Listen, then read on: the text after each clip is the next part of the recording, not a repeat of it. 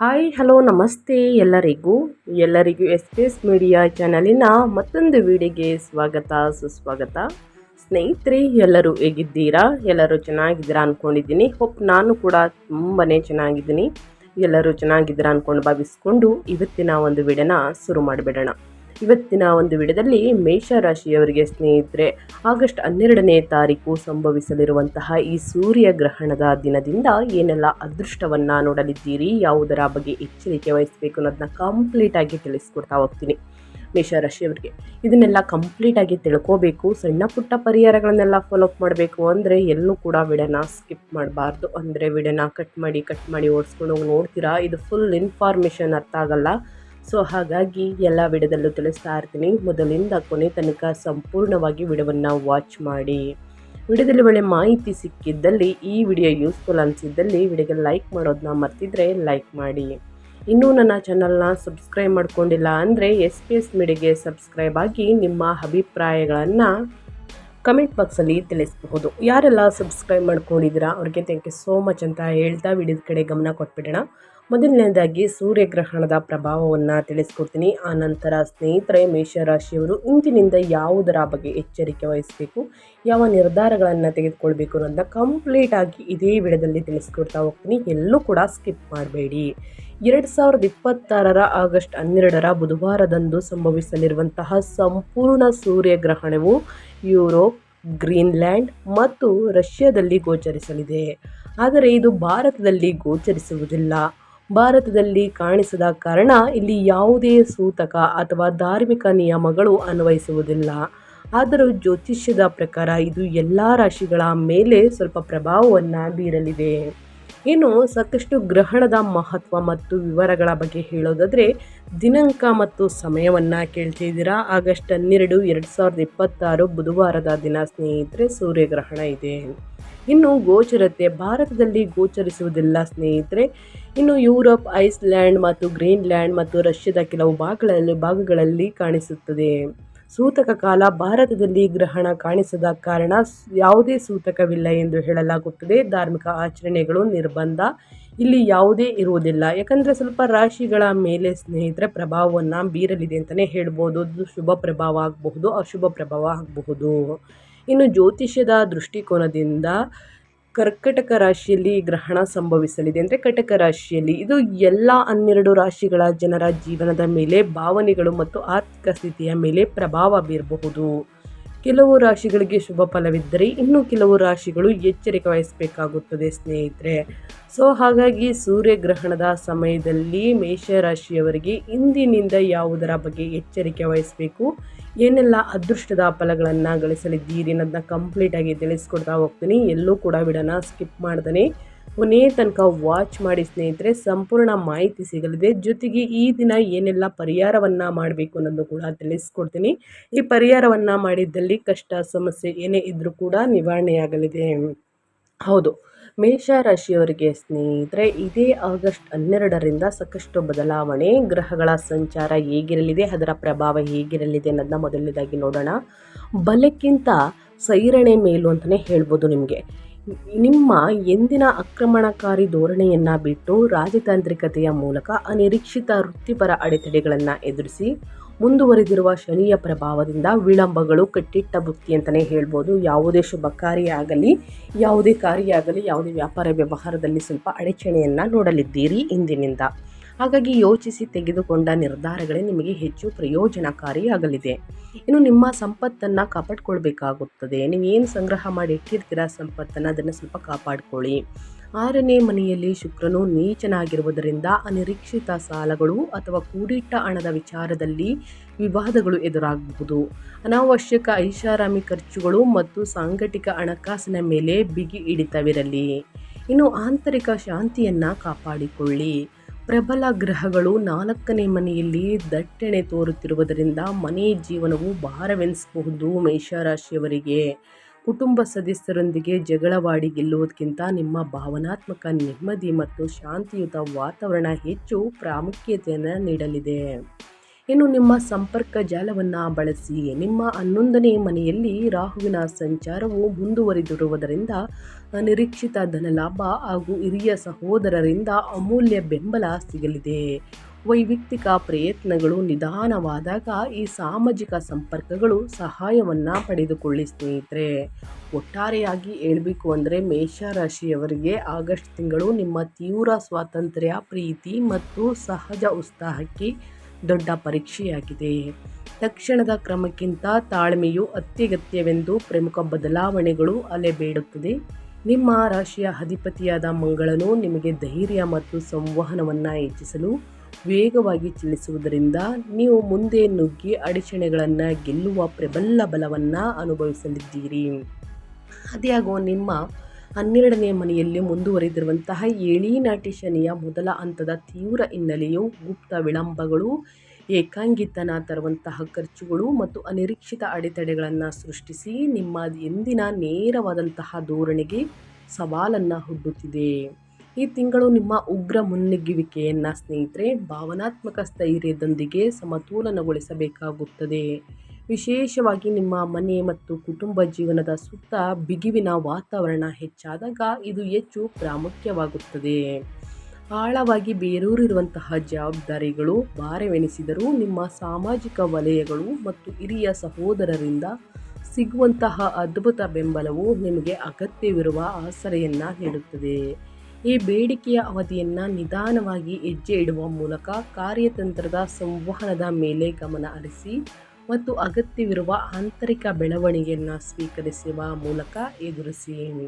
ಒಟ್ಟಾರೆಯಾಗಿ ಗ್ರಹಗಳ ಸಂಚಾರ ಪ್ರಭಾವ ಹೇಗಿರಲಿದೆ ಅನ್ನೋದನ್ನು ತಿಳಿಸ್ಕೊಟ್ಟಿದ್ದೀನಿ. ಇವಾಗ ನಿಮ್ಮ ಹಣಕಾಸಿನ ಬಗ್ಗೆ, ವೃತ್ತಿ ಜೀವನದ ಬಗ್ಗೆ ಹೇಳೋದಾದರೆ ಏನೆಲ್ಲ ಬದಲಾವಣೆಯನ್ನು ನೋಡಲಿದ್ದೀರಿ ಅಂದರೆ, ಆಗಸ್ಟ್ 12ನೇ ತಾರೀಕು ಮಂಗಳನು ಕೂಡ ನಿಮ್ಮ 4ನೇ ಮನೆಗೆ ಪ್ರವೇಶಿಸುತ್ತಿದ್ದಂತೆ ನಿಮ್ಮ ಸಹಜ ಚೈತನ್ಯವು ಉಕ್ಕಿ ಹರಿಯುತ್ತದೆ. ವೃತ್ತಿಪರ ಅಡೆತಡೆಗಳನ್ನು ಎದುರಿಸಲು ಅಗತ್ಯವಿರುವ ಧೈರ್ಯ ಮತ್ತು ಶಕ್ತಿಯನ್ನು ತರುತ್ತದೆ. ನಿಮ್ಮ 12ನೇ ಮನೆಯಲ್ಲಿ ಮುಂದುವರಿದಿರುವ ಏಳೀನಾಟಿ ಶನಿಯ ಮೊದಲ ಹಂತದಿಂದ ಉಂಟಾಗುವ ನಿರಂತರ ವಿಳಂಬಗಳನ್ನು ಮೀರಿ ಮುನ್ನಗ್ಗಲು ನೀವು ಹೆಚ್ಚು ಪ್ರೇರೇಪಿತರಾಗಿರಬೇಕು. ಶನಿಯು ಅಪಾರ ಶಿಸ್ತನ್ನು ಬಯಸುತ್ತದೆ ಮತ್ತು ವಿದೇಶಿ ಸಂಬಂಧಿತ ವೃತ್ತಿ ಜೀವನದ ಏಕಾಂಗಿತನವನ್ನು ತರಬಹುದಾದರೂ ನಿಮ್ಮ ದೃಢವಾದ ಸಂವಹನವು ನಿಮ್ಮ ಪ್ರಯತ್ನಗಳು ಗುರುತಿಸಲ್ಪಡುವಂತೆ ಖಚಿತಪಡಿಸುತ್ತದೆ. ಬಾಕಿ ಇರುವ ಕೆಲಸಗಳನ್ನು ಸಕ್ರಿಯವಾಗಿ ನೆರವುಗೊಳಿಸಲು ಈ ಶಕ್ತಿಯ ವರ್ಧನೆಯನ್ನು ಬಳಸಿ. ಆದರೆ ಅಧಿಕಾರದಲ್ಲಿರುವವರೊಂದಿಗೆ ಅನಾವಶ್ಯಕ ವಾದವಿವಾದಗಳನ್ನು ತಪ್ಪಿಸಬೇಕಾಗುತ್ತದೆ. ಮೇಷರಾಶಿಯ ವ್ಯಕ್ತಿಗಳು ಶನಿಯ ಮುಂದುವರಿದ ಭಾರವಾದ ಒತ್ತಡದ ಹೊರತಾಗಿಯೂ ನಿಮ್ಮ 11ನೇ ಮನೆಯಲ್ಲಿ ರಾಹುವಿನ ವಕ್ರ ಸಂಚಾರವು ಅತ್ಯುತ್ತಮ ಸಮತೋಲನವನ್ನು ನೀಡುತ್ತದೆ ಮತ್ತು ಹಠಾತ್ ಹಾಗೂ ಅಸಾಂಪ್ರದಾಯಿಕ ಲಾಭಗಳನ್ನು ಉಂಟುಮಾಡುತ್ತದೆ. ಅಧಿಕೃತ ಕಚೇರಿ ಕೆಲಸಗಳು ಅಡೆತಡೆಗಳನ್ನು ದಾಟಲು ನೀವು ವಿಸ್ತಾರವಾದಂತಹ ವೃತ್ತಿಪರ ನೆಟ್ವರ್ಕ್ಗಳು ಮತ್ತು ಹಿರಿಯ ಮಾರ್ಗದರ್ಶಕರನ್ನು ಅವಲಂಬಿಸಬಹುದು. ತಿಂಗಳ ಮಧ್ಯದಲ್ಲಿ ಅಂದರೆ 12ನೇ ತಾರೀಕಿಂದ ಸೂರ್ಯನು ಕೂಡ ನಿಮ್ಮ 5ನೇ ಮನೆಗೆ ಚಲಿಸುವ ಕಾರಣ ಸೂರ್ಯಗ್ರಹಣ ಕೂಡ ಇದೆ ಸ್ನೇಹಿತರೆ. ನಿಮ್ಮ ಗಮನವನ್ನು ಸೃಜನಶೀಲ ಬುದ್ಧಿವಂತಿಕೆಯ ಕಡೆಗೆ ತಿರುಗಿಸುತ್ತದೆ. ಇದು ಅದ್ಭುತ ಕಾರ್ಯತಂತ್ರಗಳನ್ನು ರೂಪಿಸಲು ಸಹಾಯವನ್ನು ಮಾಡುತ್ತದೆ. ನಿಮ್ಮ ನಿರೀಕ್ಷೆಗಳನ್ನು ವಾಸ್ತವಿಕವಾಗಿಸಿಕೊಳ್ಳಲು ಸಹಯೋಗದ ಸಮಸ್ಯೆ ಪರಿಹಾರದ ಮೇಲೆ ತೀವ್ರ ಗಮನ ಹರಿಸಿ ಮತ್ತು ನಿಮ್ಮ ನಿರಂತರ ಶಿಸ್ತಿನ ಶ್ರಮವು ಅಂತಿಮವಾಗಿ ನೀವು ಬಯಸುವಂತಹ ಗೌರವಾನ್ವಿತ ಖ್ಯಾತಿಯನ್ನು ತಂದುಕೊಡುತ್ತದೆ ಎಂದು ನಂಬಿ. ಇನ್ನು ಅದೇ ರೀತಿ ಹಣಕಾಸಿನ ಬಗ್ಗೆ ಹೇಳೋದಾದರೆ, ನಿಮ್ಮ ಸಂಪತ್ತಿನ ಅಧಿಪತಿಯಾದ ಶುಕ್ರನು ಇಡೀ ತಿಂಗಳು 6ನೇ ಮನೆಯಲ್ಲಿ ನೀಚನಾಗಿ ಕುಳಿತಿರುವುದರಿಂದ ನಿಮ್ಮ ಸಂಪತ್ತನ್ನು ನಿರ್ವಹಿಸಲು ಕಟ್ಟುನಿಟ್ಟಾದ ಎಚ್ಚರಿಕೆಯ ಅಗತ್ಯವಿದೆ. ಈ ಸ್ಥಾನವು ಅನಿರೀಕ್ಷಿತ ಸಾಲಗಳು, ವೆಚ್ಚದಾಯಕ ವಿವಾದಗಳು ಅಥವಾ ಸೌಕರ್ಯಗಳು, ಐಷಾರಾಮಿಗಳಿಗೆ ಸಂಬಂಧಿಸಿದ ಹಠಾತ್ ವೈದ್ಯಕೀಯ ವೆಚ್ಚಗಳ ಬಗ್ಗೆ ಎಚ್ಚರಿಸುತ್ತದೆ. ನೀವು ಕೂಡಿಟ್ಟ ಹಣವನ್ನು ಕಟ್ಟುನಿಟ್ಟಾಗಿ ರಕ್ಷಿಸಬೇಕು ಮತ್ತು ವಾಹನಗಳು ಅಥವಾ ದುಬಾರಿ ವಸ್ತುಗಳನ್ನು ಖರೀದಿಸುವ ಬಯಕೆಯನ್ನು ವಿರೋಧಿಸಬೇಕು. ನಿಮ್ಮ 4ನೇ ಮನೆಯಲ್ಲಿ ಉಚ್ಚ ಗುರುವು ಆಸ್ತಿ, ಮನೆಗೆ ಸಂಬಂಧಿಸಿದ ವಿಷಯಗಳಿಗೆ ಅಪಾರ ತೂಕವನ್ನು ನೀಡುವುದರಿಂದ ಕೌಟುಂಬಿಕ ನವೀಕರಣಗಳಿಗೆ ಹಣ ಒದಗಿಸಲು ನಿಮ್ಮ ಮೇಲೆ ಭಾರಿ ಒತ್ತಡವಿರಬಹುದು. ಅಗತ್ಯ ಖರ್ಚುಗಳಿಗೆ ಆದ್ಯತೆ ನೀಡಿ ಮತ್ತು ಊಹಾತ್ಮಕ ಹೂಡಿಕೆಗಳನ್ನು ಸಂಪೂರ್ಣವಾಗಿ ಮುಂದೂಡಿ. ಸೂರ್ಯನು ನಿಮ್ಮ 3, 4 ಮತ್ತು 5ನೇ ಮನೆಗಳ ಮೂಲಕ ಸಾಗುತ್ತಿದ್ದಂತೆ ಹಣಕಾಸಿನ ಸಂವಹನವು ಹೆಚ್ಚು ಪ್ರಮುಖವಾಗಿರುತ್ತದೆ. ಗುಪ್ತ ಮೋಸಗಳನ್ನು ತಪ್ಪಿಸಲು ಆಗಸ್ಟ್ ದ್ವಿತೀಯಾರ್ಧದಲ್ಲಿ ಎಲ್ಲ ಸಾಲ ಮತ್ತು ಸೇವಾ ಒಪ್ಪಂದಗಳನ್ನು ಎಚ್ಚರಿಕೆಯಿಂದ ಪರಿಶೀಲಿಸಬೇಕು. ಆಗಸ್ಟ್ 17ರಂದು ಸೂರ್ಯನ ಸಂಚಾರವು ನಿಮ್ಮ 5ನೇ ಮನೆಗೆ ಸಾಗುವುದು ನಿಮ್ಮನ್ನು ಅಪಾಯಕಾರಿ ಸ್ಟಾಕ್ ಮಾರ್ಕೆಟ್ ಸಾಹಸಗಳಲ್ಲಿ ಜೂಜಾಡುವಂತೆ ಪ್ರಚೋದಿಸಬಹುದು. ಆದಾಗ್ಯೂ ನೀವು ಈ ಪ್ರವೃತ್ತಿಯಲ್ಲಿ ವಿರೋಧಿಸಬೇಕಾಗುತ್ತದೆ. ಬದಲಿಗೆ ರಾಹು ಸುಲಭಗೊಳಿಸಿದಂತಹ ಸ್ಥಿರ ಸಾಂಪ್ರದಾಯಿಕ ಆದಾಯದ ಮೂಲಗಳನ್ನು ಅವಲಂಬಿಸಿ ಹಣಕಾಸು ಸಲಹೆಗಾರರನ್ನು ಸಂಪರ್ಕಿಸಿ. ನಿಮ್ಮ ದೈನಂದಿನ ಲೆಡ್ಜರ್ಗಳನ್ನು ಸ್ನೇಹಿತರೆ ನಿಖರವಾಗಿ ಸಮತೋಲನಗೊಳಿಸಿ ಮತ್ತು ನೀವು ಈಗಾಗಲೇ ಪಡೆದುಕೊಂಡಿರುವ ಸ್ವತ್ತುಗಳನ್ನು ಸಂರಕ್ಷಿಸುವುದರಿಂದ ಸ್ನೇಹಿತರೆ ನಿಮ್ಮ ಮೇಲೆ ಗಮನ ಸಿಕ್ಕಾಪಟ್ಟೆ ಕೇಂದ್ರೀಕರಿಸಬೇಕಾಗುತ್ತದೆ. ಮೊದಲನೇದಾಗಿ ಹಣಕಾಸಿನಲ್ಲಿ ದುಡುಕಿನ ನಿರ್ಧಾರಗಳನ್ನು ಯಾವುದೇ ಕಾರಣಕ್ಕೂ ತೆಗೆದುಕೊಳ್ಳಬೇಡಿ. ಇನ್ನು ವ್ಯಾಪಾರ ವ್ಯವಹಾರದ ಬಗ್ಗೆ ಈ ದಿನದಿಂದ ಏನೆಲ್ಲ ಬದಲಾವಣೆಯನ್ನು ಮೇಷರಾಶಿಯವರು ನೋಡಬಹುದು, ಯಾವುದರ ಬಗ್ಗೆ ಎಚ್ಚರಿಕೆ ವಹಿಸಬೇಕು ಅಂದರೆ, ಮಂಗಳನು 3ನೇ ಮನೆಯಿಂದ ನಿಮ್ಮ ಉದ್ಯಮಶೀಲತೆಯ ಉತ್ಸಾಹವನ್ನು ಹೊತ್ತಿಸುವುದರಿಂದ ಉದ್ಯಮಿಗಳು ಈ ತಿಂಗಳು ಒಂದು ಕ್ರಿಯಾತ್ಮಕ ವಾತಾವರಣವನ್ನು ಎದುರಿಸುತ್ತಾರೆ. ಇದು ನಿಮ್ಮನ್ನು ತೀವ್ರ ಸ್ಪರ್ಧಾತ್ಮಕವಾಗಿಸುತ್ತದೆ. ಸಣ್ಣ ಪ್ರಚಾರ ಅಭಿಯಾನಗಳು ಪ್ರಾರಂಭಿಸಲು ಮತ್ತು ಮಾರುಕಟ್ಟೆಯಲ್ಲಿ ಪ್ರಾಬಲ್ಯವನ್ನು ಸಾಧಿಸಲು ನೀವು ಉತ್ಸುಕರಾಗಿರುವಿರಿ ಸ್ನೇಹಿತರೆ. ಉತ್ಸುಕರಾಗಿರುವಿರಿ. ಆದಾಗ್ಯೂ ಬುಧನು 3ನೇ ಮನೆಯಿಂದ ನಿಮ್ಮ 4ನೇ 5ನೇ ಮನೆಗೆ ವೇಗವಾಗಿ ಚಲನೆ ಮಾಡುವುದರಿಂದ ಸ್ನೇಹಿತರೆ ಮಿಶ್ರ ಸಂವಹನವನ್ನು ತರುತ್ತದೆ. ಆಸ್ತಿ ಅಥವಾ ವಾಹನಕ್ಕೆ ಸಂಬಂಧಿಸಿದ ಮಾತುಕತೆಗಳು ಮೇಲ್ಗೈ ಬರುವುದರಿಂದ ವ್ಯಾಪಾರ ಒಪ್ಪಂದಗಳಿಗೆ ವಿಶೇಷವಾಗಿ 2ನೇ ವಾರದಲ್ಲಿ ಅನೇಕ ತಿದ್ದುಪಡಿಗಳ ಅಗತ್ಯವಿರಬಹುದು. ನಿಮ್ಮ ದಣಿವರಿಯದ ಶಕ್ತಿಯನ್ನು ಹಠಾತ್ ಅವಸರದ ವ್ಯಾಪಾರ ವಿಸ್ತರಣೆಗಿಂತ ಎಚ್ಚರಿಕೆಯ ಕಾರ್ಯತಂತ್ರದ ಯೋಜನೆಯಲ್ಲಿ ತೊಡಗಿಸಿ.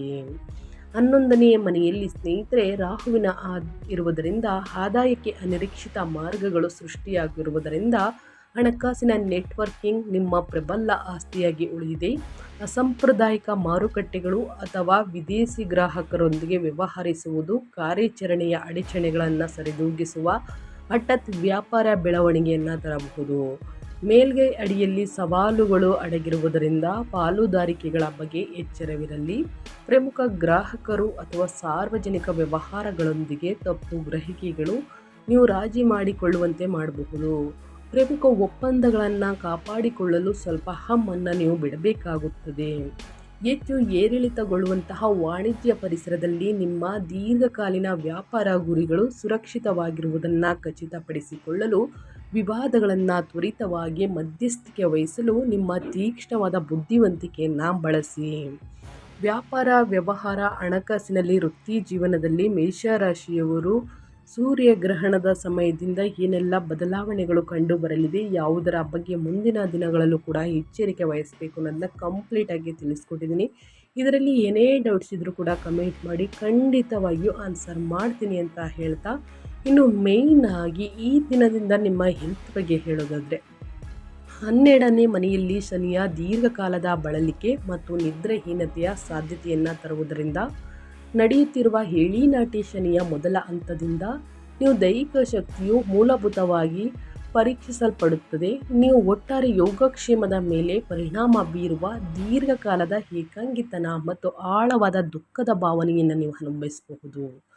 ಅದೃಷ್ಟವಶಾತ್ 3ನೇ ಮನೆಯಲ್ಲಿರುವ ನಿಮ್ಮ ರಾಶಿಯ ಅಧಿಪತಿಯಾಗಿರುವಂತಹ ಮಂಗಳನು ಜಡತೆಯನ್ನು ಹಿಮ್ಮೆಟ್ಟಿಸಲು ಅಗತ್ಯವಾದಂಥ ಸ್ನಾಯುಶಕ್ತಿ ಮತ್ತು ಮಾನಸಿಕ ಧೈರ್ಯವನ್ನು ಒದಗಿಸುತ್ತಾನೆ. ಕಟ್ಟುನಿಟ್ಟಾದ ದೈನಂದಿನ ದಿನಚರಿಗೆ ಬದ್ಧರಾಗಿರಿ. ಸಾಕಷ್ಟು ವಿಶ್ರಾಂತಿಗೆ ಆದ್ಯತೆ ನೀಡಿ ಮತ್ತು ಹಠಾತ್ ಅಪಘಾತಗಳಿಗೆ ಕಾರಣವಾಗುವಂತಹ ಕಠಿಣ ಚಟುವಟಿಕೆಗಳನ್ನು ತಪ್ಪಿಸಿ. ಅಂದರೆ ವಾಹನವನ್ನು ಚಾಲನೆ ಮಾಡ್ತೀರಾ ಸ್ನೇಹಿತರೆ, ಇನ್ನು ಲಿಫ್ಟನ್ನು ಮಾಡಬೇಕಾದ್ರೆ ಮತ್ತು ಎಲೆಕ್ಟ್ರಿಕ್ ಸಂಬಂಧಪಟ್ಟಂಥ ಕೆಲಸವನ್ನು ಮಾಡಬೇಕಾದ್ರೆ, ಚೂಪಾದ ವಸ್ತುಗಳು ಇಟ್ಕೊಂಡು ಕೆಲಸವನ್ನು ಮಾಡಬೇಕಾದ್ರೆ ಬಹಳಷ್ಟು ಎಚ್ಚರಿಕೆ ವಹಿಸಿ. ಅನಿವಾರ್ಯ ಇದ್ದರೆ ಮಾತ್ರ ಹೊರಗೆ ಹೋಗಿ. ಈ ದಿನ ಆಗಸ್ಟ್ 17ರವರೆಗೆ 4ನೇ ಮನೆಯ ಮೂಲಕ ಸೂರ್ಯನ ಸಂಚಾರವು ಎದೆಗೆ ಸಂಬಂಧಿಸಿದ ದುರ್ಬಲತೆಗಳು ಮತ್ತು ಸಾಮಾನ್ಯ ಭಾವನಾತ್ಮಕ ಅಶಾಂತಿಯನ್ನು ಎತ್ತಿ ತೋರಿಸುತ್ತದೆ. ಅದು ನಿಮ್ಮ 5ನೇ ಮನೆಗೆ ಸಾಗುತ್ತಿದ್ದಂತೆ ನೀವು ಹೊಟ್ಟೆಯ ಆಮ್ಲೀಯತೆ, ಉಷ್ಣತೆ, ಸೌಮ್ಯ, ಕಣ್ಣಿನ ಆಯಾಸಕ್ಕೆ ಸಂಬಂಧಿಸಿದ ಸಮಸ್ಯೆಗಳನ್ನು ಅನುಭವಿಸಬಹುದು. ನಿಮ್ಮ ಆಹಾರ ಕ್ರಮದ ಬಗ್ಗೆ ಹತ್ತಿರದಿಂದ ಗಮನ ಕೊಡಿ. ಮತ್ತು ನಿಮ್ಮ ದೇಹದಲ್ಲಿ ಉರಿಯೂತವನ್ನುಂಟು ಮಾಡುವಂತಹ ಅತಿಯಾದ ಮಸಾಲೆಯುಕ್ತ ಆಹಾರವನ್ನು ತಪ್ಪಿಸಿ ತೀವ್ರವಾದ ಮಾನಸಿಕ ಒತ್ತಡವನ್ನು ನಿರ್ವಹಿಸಲು ಸ್ನೇಹಿತರೆ ಧ್ಯಾನ, ಯೋಗ, ಹಗುರವಾದಂತಹ ಯೋಗದಂತಹ ಶಾಂತಗೊಳಿಸುವಂಥ ಅಭ್ಯಾಸಗಳನ್ನು ಅಳವಡಿಸಿಕೊಳ್ಳಿ. ಈ ತಿಂಗಳು ತೀವ್ರ ಸವಾಲಿನ ಜ್ಯೋತಿಷ್ಯದ ವಾತಾವರಣ ದೈಹಿಕವಾಗಿ ಬಳಸುವಂತಹ ಪರಿಣಾಮಗಳ ವಿರುದ್ಧ ಭಾವನಾತ್ಮಕ ಶಾಂತಿಯನ್ನು ಕಾಪಾಡಿಕೊಳ್ಳುವುದು ನಿಮ್ಮ ಅತ್ಯುತ್ತಮ ರಕ್ಷಣೆಯಾಗಿದೆ ಅಂತಲೇ ಹೇಳ್ಬೋದು. ಮೇಷರಾಶಿಯ ವ್ಯಕ್ತಿಗಳಿಗೆ ಏನೆಲ್ಲ ಬದಲಾವಣೆಯನ್ನು ನೋಡಲಿದ್ದೀರಿ ನಿಮ್ಮ ಹೆಲ್ತಲ್ಲಿ ಅಂತ ಕಂಪ್ಲೀಟಾಗಿ ತಿಳಿಸ್ಕೊಟ್ಟಿದ್ದೀನಿ. ಏನೇ ಡೌಟ್ಸ್ ಇದ್ದರೂ ಕೂಡ ಕಮೆಂಟ್ ಮಾಡಿ, ಖಂಡಿತವಾಗಿ ಆನ್ಸರ್ ಮಾಡ್ತೀನಿ. ಇನ್ನು ಕುಟುಂಬ ವೈಯಕ್ತಿಕ ಸಂಬಂಧಗಳ ಬಗ್ಗೆ ಹೇಳೋದಾದರೆ ಆಗಸ್ಟ್ 17ರವರೆಗೆ ಸೂರ್ಯನು 4ನೇ ಮನೆಯನ್ನು ಬೆಳಗಿಸುವುದರಿಂದ ಕೌಟುಂಬಿಕ ಜೀವನವು ಅಸಾಧಾರಣವಾದ ತಾಳ್ಮೆಯನ್ನು ಬಯಸುತ್ತದೆ. ಇದು ಈಗಾಗಲೇ ಅಲ್ಲಿ ವಾಸಿಸುತ್ತಿರುವಂತಹ ಉಚ್ಚ ಗುರುವಿನ ಅಪಾರ ವಿಸ್ತಾರವಾದ ತೂಕದೊಂದಿಗೆ ಆಗಾಗ ಘರ್ಷಣೆ ನಡೆಸುತ್ತದೆ. ಈ ಪ್ರಬಲ ಸಂಯೋಜನೆಯು ತಾಯಿಯ ಆರೋಗ್ಯಕ್ಕೆ ಸ್ನೇಹಿತರೆ ಸಂಬಂಧಿಸಿದಂತೆ ಮಹತ್ವದ ಘರ್ಷಣೆಯನ್ನು ಸೃಷ್ಟಿಸುತ್ತದೆ. ಆಸ್ತಿ ವಿಷಯಗಳ ಬಗ್ಗೆ, ವಾಹನಗಳ ಬಗ್ಗೆ, ತಾಯಿಯ ವಿಷಯ ಬಗ್ಗೆ ಸ್ನೇಹಿತರೆ ಸ್ವಲ್ಪ ಘರ್ಷಣೆ ಉಂಟು ಮಾಡಬಹುದು. ಆದರೆ ಭಾರಿ ಮನೆ ಜವಾಬ್ದಾರಿಗಳು ಮತ್ತು ಹಿರಿಯರೊಂದಿಗೆ ಹೆಚ್ಚಿನ ಅಹಂನ ವಾದ ವಿವಾದಗಳಿಂದ ನಿಮ್ಮ ವೈಯಕ್ತಿಕ ವ್ಯಕ್ತಿತ್ವವು ಉಸಿರುಗಟ್ಟಿದಂತೆ ನಿಮಗೆ ಅನಿಸಬಹುದು. ಸೊ ಹಾಗಾಗಿ 3ನೇ ಮನೆಯಲ್ಲಿರುವ ಮಂಗಳನು ಕಿರಿಯ ಸಹೋದರರೊಂದಿಗೆ ಬಲವಾದ ಬೆಂಬಲ ಮತ್ತು ರಚನಾತ್ಮಕ ಸಂವಹನವನ್ನು ಖಚಿತಪಡಿಸುತ್ತದೆ. ಇದು ಉದ್ವೇಗತೆ ಅಂತಂದರೆ ಸ್ನೇಹಿತರೆ ಕುಟುಂಬದ ಕೂಟಗಳ ಸಮಯದಲ್ಲಿ ನಿಮ್ಮ ಹತಾಶೆಗಳಿಗೆ ಅಗತ್ಯವಾದ ದಾರಿಯನ್ನು ಒದಗಿಸುತ್ತದೆ. ಸೂರ್ಯನು 5ನೇ ಮನೆಗೆ ಹೋದ ನಂತರ ಕೌಟುಂಬಿಕ ವಾತಾವರಣವು ಸ್ವಲ್ಪ ತಣ್ಣಗಾಗುತ್ತದೆ. ಆದರೆ ಗಮನವು ಮಕ್ಕಳು ಮತ್ತು ಪ್ರಣಯ ಸಂಬಂಧಗಳ ಕಡೆಗೆ ವೇಗವಾಗಿ ಬದಲಾಗುತ್ತದೆ. ನಿಮ್ಮ ಅಧಿಕಾರದ ಬಯಕೆಯು ನಿಮ್ಮ ಪ್ರೀತಿ ಪಾತ್ರರನ್ನು ಅಸಮಾಧಾನಗೊಳಿಸಬಹುದಾದ್ದರಿಂದ ನೀವು ಘರ್ಷಣೆಗಳನ್ನು ಎಚ್ಚರಿಕೆಯಿಂದ ನಿರ್ವಹಿಸಬೇಕು. ಮನೆಯಲ್ಲಿ ಭಾವನಾತ್ಮಕ ಶಾಂತಿಯನ್ನು ಕಾಪಾಡಿಕೊಳ್ಳಲು ಗುರುವಿನ ಮುಂದುವರಿದ ಉಪಸ್ಥಿತಿಯು ಬುದ್ಧಿವಂತಿಕೆ ಮತ್ತು ಸಾಂಪ್ರದಾಯಿಕ ಮೌಲ್ಯಗಳಿಗೆ ಬದ್ಧತೆಯನ್ನು ಬಯಸುತ್ತದೆ. ಕುಟುಂಬದ ಸಂಭಾಷಣೆಗಳಲ್ಲಿ ಪ್ರಾಬಲ್ಯ ಸಾಧಿಸುವುದಕ್ಕಿಂತ ಸಕ್ರಿಯವಾಗಿ ಆಲಿಸುವುದರ ಮೇಲೆ ಗಮನ ಹರಿಸಿ. ನಿಜವಾದ ಸಹಾನುಭೂತಿಯನ್ನು ತೋರಿಸುವ ಮೂಲಕ ಮತ್ತು ಯಾವಾಗಲೂ ಸರಿಯಾಗಿರಬೇಕು ಎಂಬ ಅಗತ್ಯತೆಯನ್ನು ಬಿಟ್ಟುಕೊಡುವ ಮೂಲಕ ನೀವು ಏಕಾಂಗಿತನದ ವಾತಾವರಣವನ್ನು ಆಳವಾದ ಪರಸ್ಪರ ತಿಳುವಳಿಕೆಯ ಜಾಗವಾಗಿ ಪರಿವರ್ತಿಸಬಹುದು. ಕುಟುಂಬದಲ್ಲಿ ಯಾವುದೇ ವಿಚಾರಕ್ಕೆ ಗೊಂದಲಗಳು ಬರಬಹುದು ಅನ್ನೋದನ್ನ ತಿಳಿಸ್ಕೊಟ್ಟಿದ್ದೀನಿ. ಆದಷ್ಟು ಸೂರ್ಯಗ್ರಹಣದ ಸಮಯದಲ್ಲಿ ಆ ದಿನ ಯಾವುದೇ ಚರ್ಚೆಯನ್ನು ಮಾಡುವುದಕ್ಕೆ ಹೋಗಬೇಡಿ. ಇದು ಸಾಕಷ್ಟು ಸಮಸ್ಯೆಗಳನ್ನು ತರಬಹುದು ಸ್ನೇಹಿತರೆ.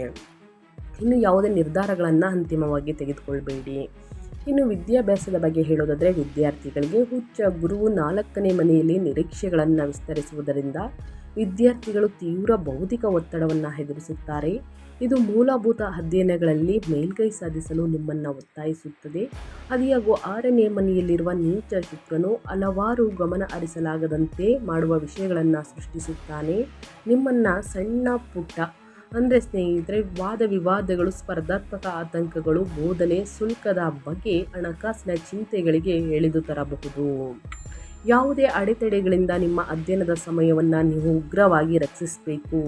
ನಿಮ್ಮ ಮೂಲಭೂತ ಮತ್ತು ಬುದ್ಧಿವಂತಿಕೆಯ ಮನೆಗಳ ಮೂಲಕ ಬುಧನ ವೇಗದ ಸಂಚಾರವು ನಿಮ್ಮ ಮನಸ್ಸನ್ನು ನಂಬಲಾಗದಷ್ಟು ಸಕ್ರಿಯಗೊಳಿಸುತ್ತದೆ ಎಂದರ್ಥ. ಆದರೆ ಹರಡಿದ ಆಲೋಚನೆಗಳು, ತಪ್ಪಿದ ಶೈಕ್ಷಣಿಕ ಗಡುವುಗಳನ್ನು ತಡೆಯಲು ಉದ್ದೇಶಪೂರ್ವಕ ಗಮನ ಅಗತ್ಯವಾಗಿದೆ. ಸೊ ಹಾಗಾಗಿ ಸ್ನೇಹಿತರೆ ಸೂರ್ಯನು ನಿಮ್ಮ 5ನೇ ಮನೆಗೆ ಪ್ರವೇಶಿಸಿದಾಗ ಮತ್ತು ಮುಂದುವರಿದ ಕೇತುವನ್ನು ಸೇರಿಕೊಂಡಾಗ ಒಂದು ದೊಡ್ಡ ಬದಲಾವಣೆ ಸಂಭವಿಸಬಹುದು. ಈ ಸಂಯೋಜನೆಯು ಆಳವಾದ ಕೀಳರಿಮೆ, ಆಧ್ಯಾತ್ಮಿಕ ಗೊಂದಲವನ್ನು ಉಂಟು ಮಾಡಬಹುದು. ಸೊ ಹಾಗಾಗಿ ಸ್ನೇಹಿತರೆ ಹಿರಿಯರ ಮಾರ್ಗದರ್ಶನದಿಂದ, ದೊಡ್ಡವರ ತಿಳಿದವರ ಮಾರ್ಗದರ್ಶನದಿಂದ, ಇನ್ನು ಗುರು ಶಿಕ್ಷಕರು ಸ್ನೇಹಿತರೆ ಅವರ ಮಾತನ್ನು ಕೇಳಿ ಸ್ನೇಹಿತರೆ ಗುಂಪು ಅಧ್ಯಯನವನ್ನು ಮಾಡಿ ಮನೋರಂಜನೆ ಕಡೆ ಆಸಕ್ತಿಯನ್ನು ಕಡಿಮೆ ಮಾಡಿ ಪ್ರತಿದಿನ ಶ್ರಮ ಪಟ್ಟಿದ್ದಲ್ಲಿ, ನೀವು ಕಠಿಣ ಪರಿಶ್ರಮ ಪಟ್ಟಿದ್ದಲ್ಲಿ ಮುಂದಿನ ದಿನಗಳಲ್ಲಿ ಉನ್ನತ ಫಲಿತಾಂಶವನ್ನು ನೋಡುವುದಕ್ಕೆ ಸಾಧ್ಯವಾಗಲಿದೆ. ಶಿಸ್ತನ್ನ ಪ್ರಯತ್ನವು ಅಂತಿಮವಾಗಿ ಈ ತಾತ್ಕಾಲಿಕ ಬೌದ್ಧಿಕ ಅಭದ್ರತೆಯನ್ನು ಜಯಿಸುತ್ತದೆ ಅಂತಲೇ ಹೇಳ್ಬೋದು. ಆಗ ಶಿಸ್ತನ್ನು ಕಾಪಾಡಿಕೊಳ್ಳಿ ಅನ್ನೋದನ್ನ ನೆನಪಿನಲ್ಲಿ ಇಟ್ಕೊಳ್ಳಿ ಸ್ನೇಹಿತರೆ. ವಿದ್ಯಾರ್ಥಿಗಳು ಮೊದಲೇ ಹೇಳಿರುವ ಹಾಗೆ ನೀವು ಎಷ್ಟು ಕಷ್ಟಪಟ್ಟು ಆಸಕ್ತಿಯಿಂದ ಗುರು ಹಿರಿಯರನ್ನು ಗೌರವಿಸಿ ಅಧ್ಯಯನದ ಕಡೆ ಒಂದು ವೇಳಾಪಟ್ಟಿಯನ್ನು ರಚಿಸಿ ಸರಿಯಾದ ಸಮಯಕ್ಕೆ ಕೂತು ಅಧ್ಯಯನವನ್ನು ಮಾಡಿದ್ದಲ್ಲಿ ಸ್ನೇಹಿತರೆ ಖಂಡಿತವಾಗಿಯೂ ಉನ್ನತ ಫಲಿತಾಂಶವನ್ನು ಗಳಿಸ್ತೀರಾ. ಸೊ ಹಾಗಾಗಿ ಕಷ್ಟಪಟ್ಟಾಗ ಉನ್ನತ ಫಲಿತಾಂಶ ಸಿಗಲಿದೆ ಅಂತ ಹೇಳ್ತಾ ಇನ್ನು ಪರಿಹಾರವನ್ನು ತಿಳಿಸ್ಕೊಡ್ತೀನಿ. ಇದು ಮುಗಿದ ತಕ್ಷಣ, ಸೂರ್ಯಗ್ರಹಣ ಮುಗಿದ ತಕ್ಷಣ ಸ್ನೇಹಿತರೆ ಈ ಪರಿಹಾರವನ್ನು ಮಾಡ್ತಾ ಬನ್ನಿ. ಭಾರಿ ಕೌಟುಂಬಿಕ ಒತ್ತಡಗಳನ್ನು ನಿರ್ವಹಿಸಲು ಗುರುವಾರದಂದು ಶ್ರೀ ದಕ್ಷಿಣಾಮೂರ್ತಿಯನ್ನು ಪೂಜಿಸಿ ಅರಿಶಿಣ ಮತ್ತು ಕಡಲೆಬೇಳೆಯನ್ನು ದಾನ ಮಾಡಿ ಮತ್ತು ನಿಮ್ಮ ಮನೆಯ ವಾತಾವರಣದಲ್ಲಿ ಬುದ್ಧಿವಂತಿಕೆಯನ್ನು ಆಕರ್ಷಿಸಲು ಮತ್ತು ಸವಾಲುಗಳನ್ನು ತಗ್ಗಿಸಲು ಗುರುಶೋತ್ರವನ್ನು ಜಪಿಸಿ. ಇನ್ನು ಸೂರ್ಯ ಅಹಮನ್ನ ಘರ್ಷಣೆಗಳನ್ನು ತಣ್ಣಗಾಗಿಸಲು ಮತ್ತು ನಿಮ್ಮ ಶಕ್ತಿಯನ್ನು ಬೆಂಬಲಿಸಲು ಪ್ರತಿದಿನ ಭಾನುವಾರ ಅಥವಾ ಈ ಸೂರ್ಯಗ್ರಹಣ ಮುಗಿದ ನಂತರ ಸೂರ್ಯೋದಯದ ಸಮಯದಲ್ಲಿ ಅಥವಾ ಮುಗಿದ ನಂತರ ಸೂರ್ಯನಿಗೆ ಅಗ್ರವನ್ನು ನೀಡಿ ಸ್ನೇಹಿತರೆ ಗೋಧಿ ಮತ್ತು ಬೆಲ್ಲವನ್ನು ದಾನ ಮಾಡಿ ಅಧಿಕಾರ ಸಂಘರ್ಷಗಳು ಮತ್ತು ಶೈಕ್ಷಣಿಕ ಅಭದ್ರತೆಗಳನ್ನು ನ್ಯಾವಿಗೇಟ್ ಮಾಡಲು ಆದಿತ್ಯ ಹೃದಯ ಸ್ತೋತ್ರವನ್ನು ಪಠಿಸಿ. ಇನ್ನು ಶನಿ ನಡೆಯುತ್ತಿರುವ ಏಳಿನಾಟಿ ಶನಿಯ ಏಕಾಂಗಿತನವನ್ನು ಸರಾಗಗೊಳಿಸಲು ಶನಿವಾರದಂದು ಶಿವನಿಗೆ ಎಳ್ಳೆಣ್ಣೆಯ ದೀಪವನ್ನು ಹಚ್ಚಿ ಬಡವರಿಗೆ ಅನ್ನದಾನ ಮಾಡಿ ಮತ್ತು ಅನಿರೀಕ್ಷಿತ ವೆಚ್ಚಗಳು ಹಾಗೂ ದೀರ್ಘಕಾಲದ ಬಳಲಿಕೆಯನ್ನು ತಗ್ಗಿಸಲು ದಶರಥ ಶನಿ ಸ್ತೋತ್ರವನ್ನು ಜಪಿಸಿ ಸ್ನೇಹಿತರೆ. ಈ ಸಣ್ಣ ಪುಟ್ಟ ಪರಿಹಾರವನ್ನು ಸೂರ್ಯಗ್ರಹಣ ಮುಗಿದ ನಂತರ ಮಾಡಿ ಸ್ನೇಹಿತರೆ. ಸೂರ್ಯಗ್ರಹಣ ಇದ್ದಾಗ ಯಾವುದೇ ಕಾರಣಕ್ಕೂ ಪೂಜೆ ಪುನಸ್ಕಾರಗಳನ್ನು ಮಾಡಬೇಡಿ. ಭಾರತದಲ್ಲಿ ಗೋಚರಿಸುವುದಿಲ್ಲ ಅಂದರೆ ಸ್ವಲ್ಪ ರಾಶಿಗಳಿಗೆ ಅಶುಭ ಪ್ರಭಾವವನ್ನು ಬೀರಲಿದೆ. ಸೊ ಹಾಗಾಗಿ ದಯವಿಟ್ಟು ಈ ಪರಿಹಾರಗಳನ್ನು ಸೂರ್ಯಗ್ರಹಣ ಮುಗಿದ ನಂತರ ಮಾಡಿ ಅಂತ ಹೇಳ್ತಾ ನಾನು ವಿಡಿಯೋವನ್ನು ಎಂಡ್ ಮಾಡ್ತಾ ಇದ್ದೀನಿ. ಇವತ್ತಿನ ಒಂದು ವಿಡಿಯೋದಲ್ಲಿ ಸಂಪೂರ್ಣ ಮಾಹಿತಿ ಸಿಕ್ಕಿದ್ದಲ್ಲಿ, ಈ ವಿಡಿಯೋ ಯೂಸ್ಫುಲ್ ಅನಿಸಿದ್ದಲ್ಲಿ ವಿಡಿಯೋಗೆ ಲೈಕ್, ಕಮೆಂಟ್, ಶೇರ್ ಮಾಡಿ. ನಿಮ್ಮ ಅಭಿಪ್ರಾಯವನ್ನು ಕಮೆಂಟ್ ಬಾಕ್ಸಲ್ಲಿ ತಿಳಿಸಿ. ಓಂ ಸೂರ್ಯಾಯ ನಮಃ ಎಂದು ಕಮೆಂಟ್ ಮಾಡಿ. ಸೂರ್ಯನ ಅನುಗ್ರಹ, ಕಷ್ಟ, ಸಮಸ್ಯೆ, ಅಡಚಣೆ ಎಲ್ಲ ದೂರ ಮಾಡಿ ಅದೃಷ್ಟವನ್ನು ನೀಡಲಿ ನಿಮಗೆ ಅಂತ ಕೇಳ್ಕೊತಾ, ಸಂಪತ್ತು, ಸುಖ, ನೆಮ್ಮದಿ, ಆರೋಗ್ಯವನ್ನು ನೀಡಲಿ ಅಂತ ಕೇಳ್ಕೊತಾ ಮತ್ತೊಂದು ವಿಡಿಯೋದಲ್ಲಿ ಸಿಗ್ತೀನಿ. Thank you for watching.